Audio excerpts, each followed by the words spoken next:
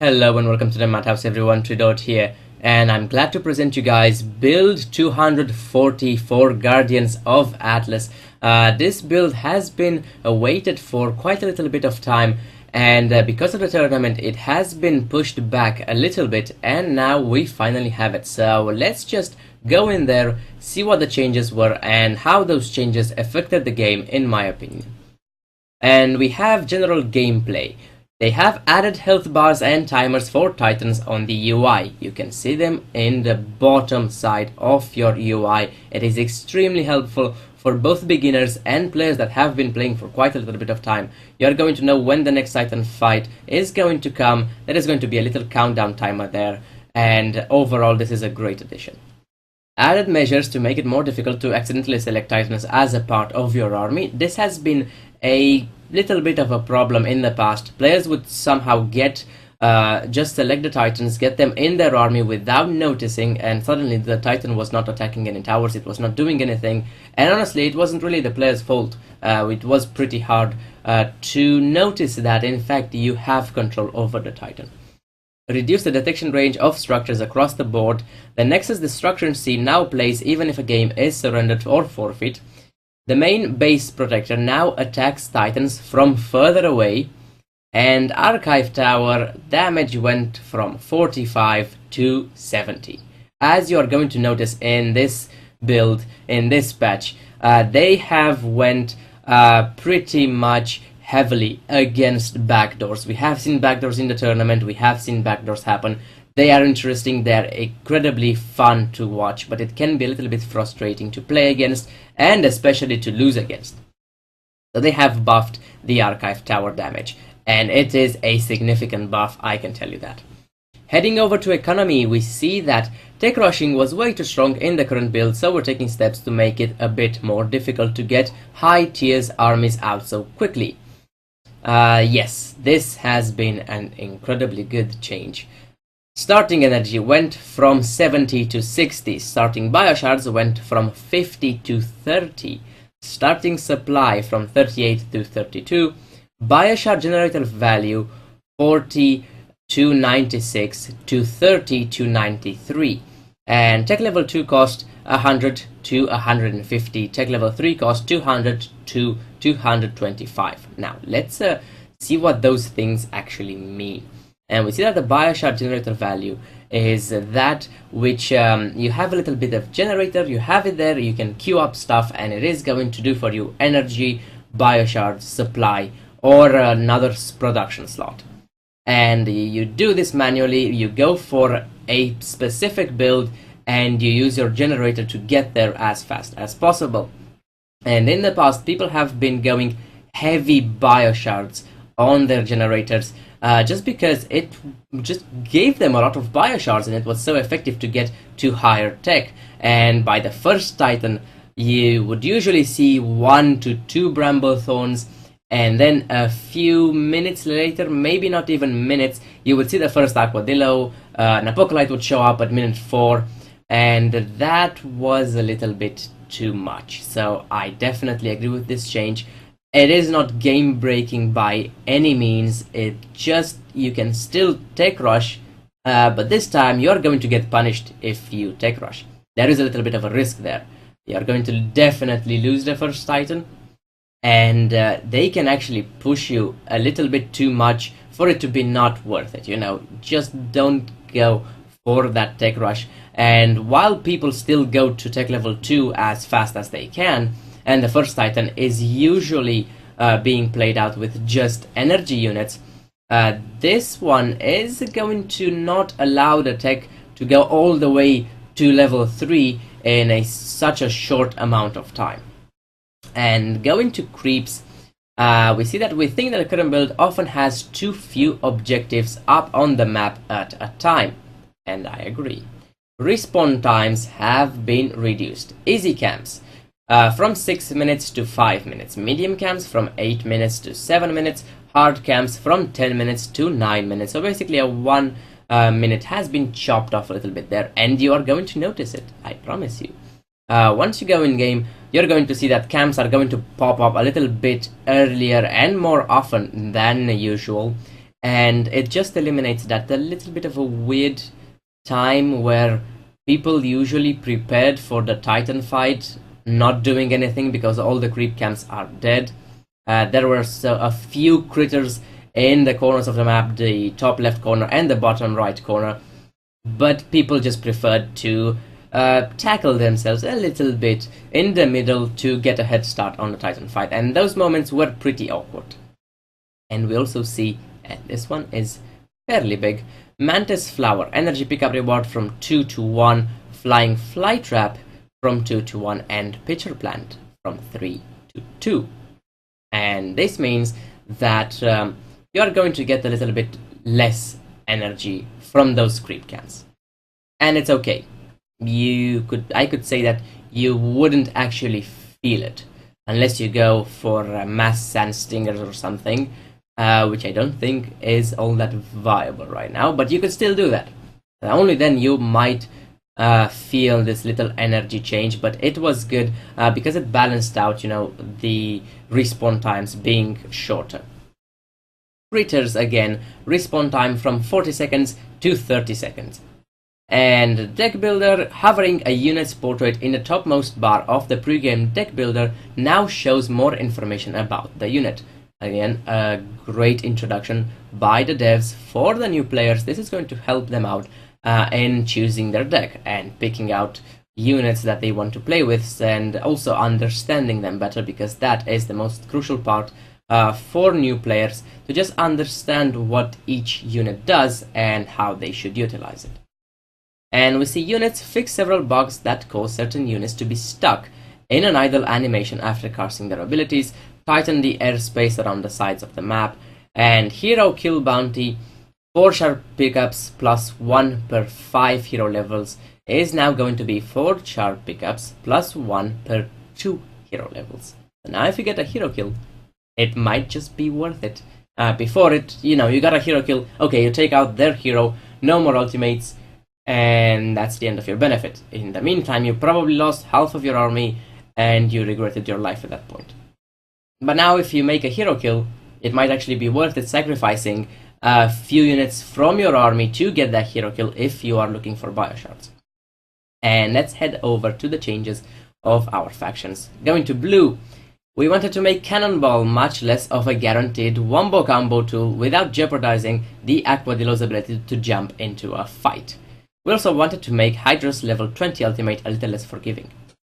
Hydros, Turn the Tide, which is his ultimate, health threshold went from 30% to 20%, and level 15 Power Spike no longer increases the duration of Turn the Tide.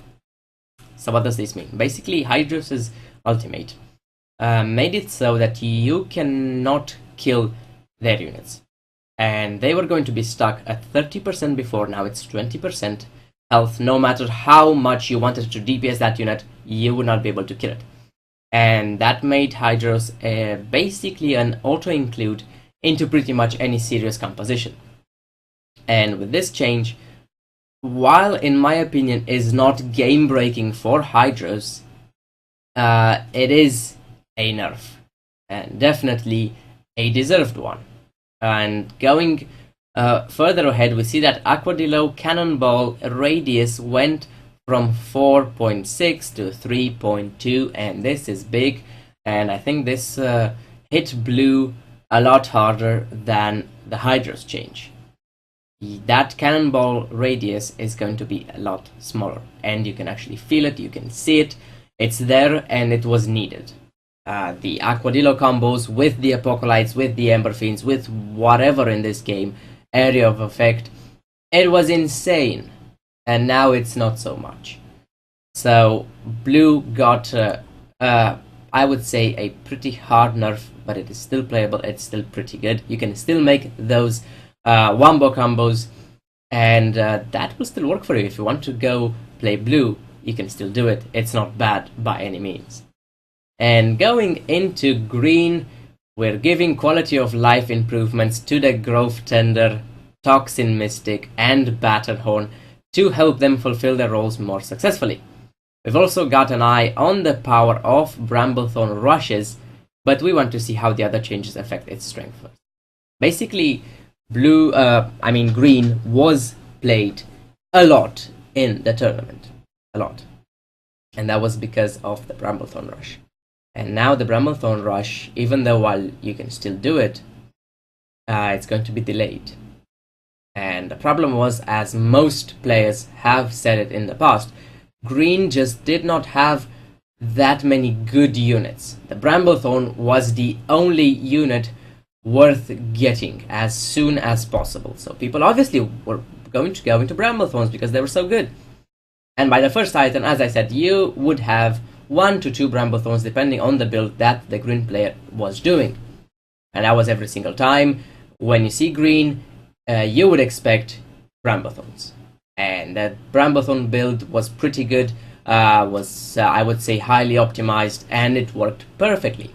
But no changes to Bramblethorns. Grove Tender.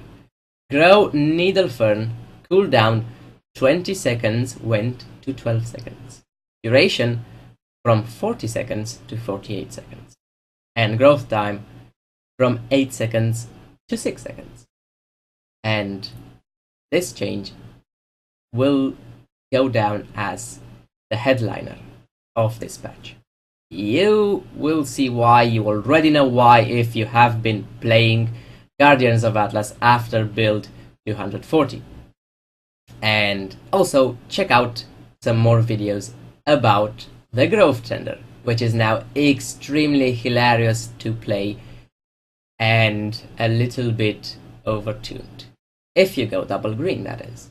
If you don't go double green, then it's perfectly fine. But most players are going to go the cheesy way, go double Grove Tender, and then just grow a little farm with needles that shoot from extremely far away. Have fun. Toxin Mystics. Health went from 175 to 220. Movement speed was a little bit decreased there. Deadly Toxin new can now move while channeling with a 35% movement speed penalty. Casting range went from 12 to 13. Leash range 14 to 15. And this is really nice for green and for the Toxin Mystic. It's actually good, it's actually playable, it's actually fun. So go check out this unit if you haven't already. It can do some nice things. This is a great change there. And Baton Horn, its damage went from 60 to 100. That's a lot of damage right now for the Baton Horn. And I actually think that the Baton Horn is a good unit right now. A really good unit right now. Going into red, we see that Dervish and Apocalypse combo was too safe and too strong, even against tanks. These changes should make that combination a little less guaranteed, while still keeping them as a legitimate threat.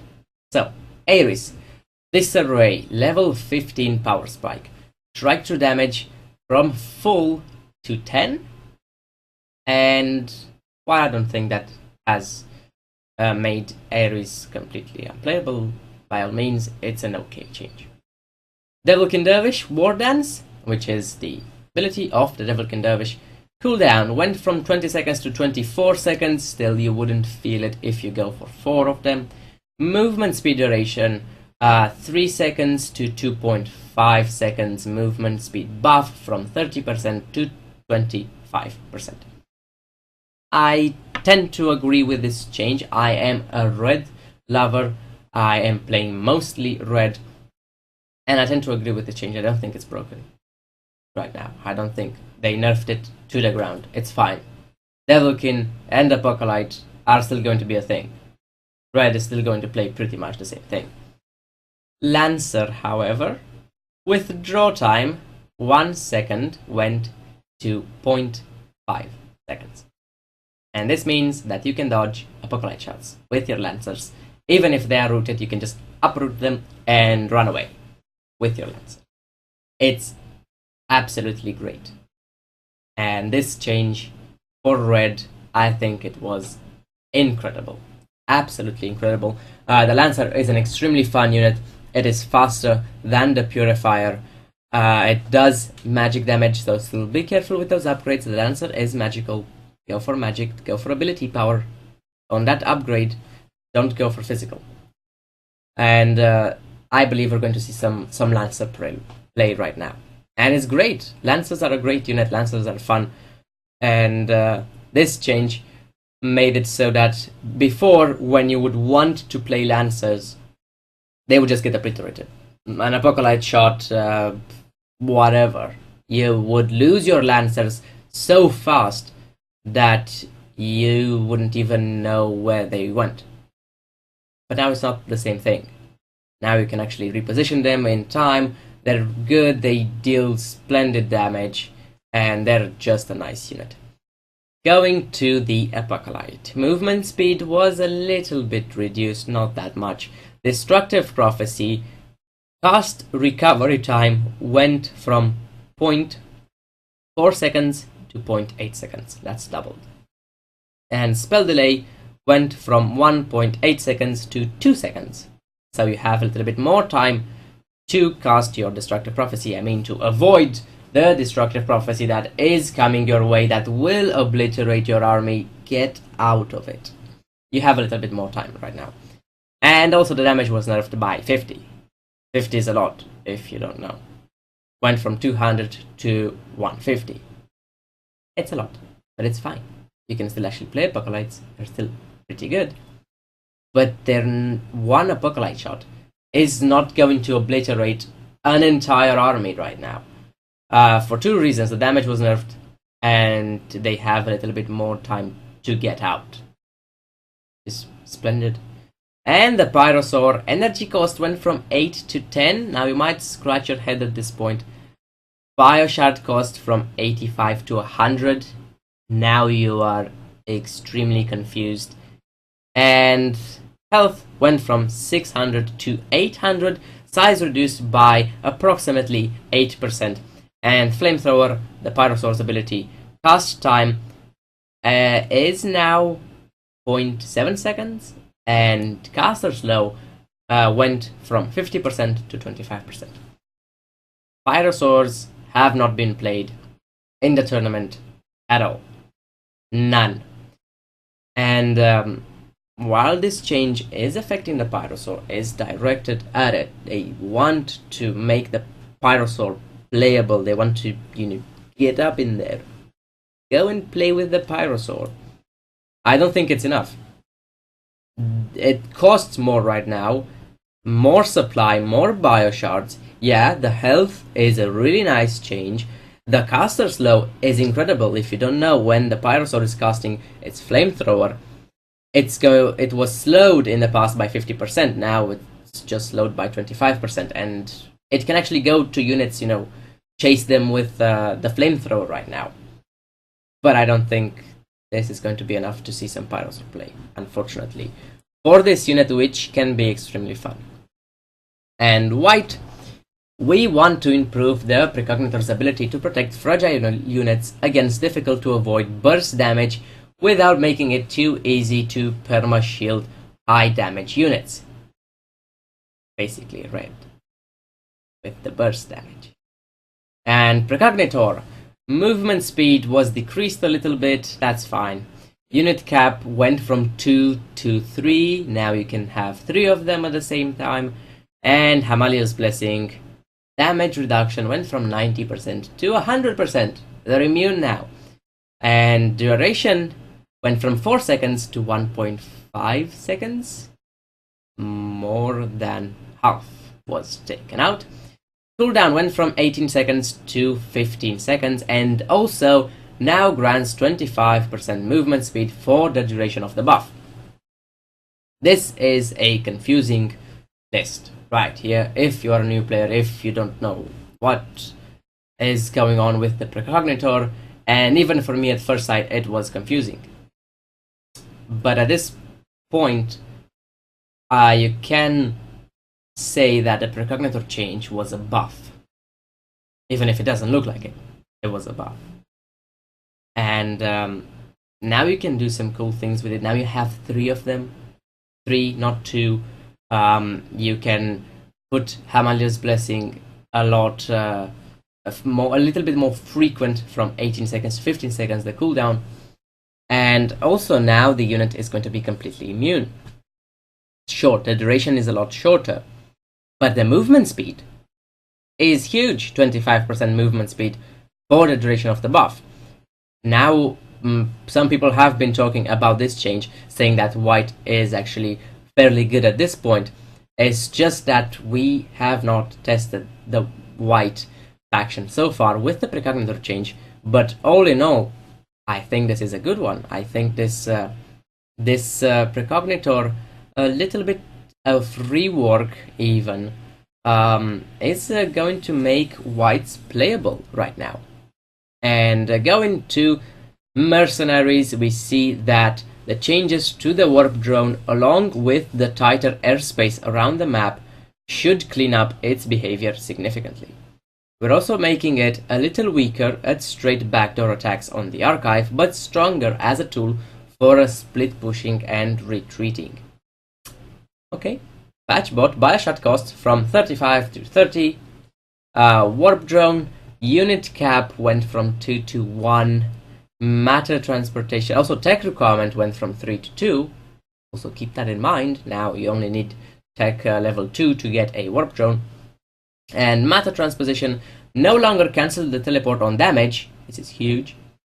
Immobilized units will no longer be teleported, and being immobilized will cancel the effect. Warp out time from 4 seconds to 3 seconds, so this is a buff. And then warp in time from 2 seconds to 7 seconds. I think that they could have made that 6 or 5. It is, in my opinion, a little bit high. Like, 7 seconds to warp in is 7 seconds that you don't have an army on the board. That's a lot.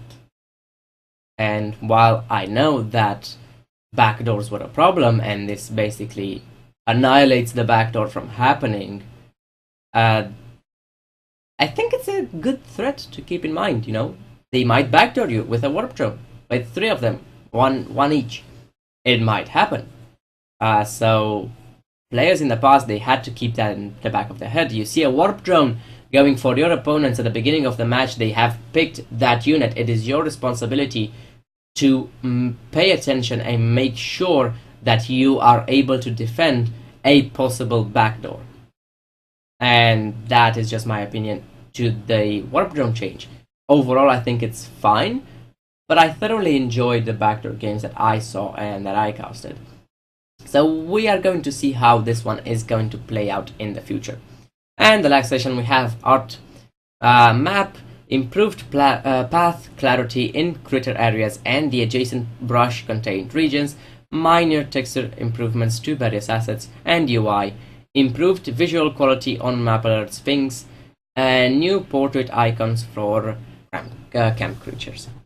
This has been build 240, and honestly, all in all, this is a great patch. It opens up so many possibilities. People are now trying different things. You are not going to see that staleness that sort of installed itself during the later days of the last patch. Right now, it is going to be a little bit chaotic during PvP times, but that's perfect. That's exactly what we needed. Diversity and a lot of builds that you can change and adapt and try to perfect and maybe invent some new ones while you're at it. I'm extremely excited about this this build 240. I definitely suggest you guys go play as much as possible, and I have some cool videos coming up from this patch showing off a little bit of what you can do with those changes and some incredibly fun things. Definitely go take a look at those. And I'm Trudeau. I hope you guys enjoyed this video. I'm out of here. Welcome to the Madhouse.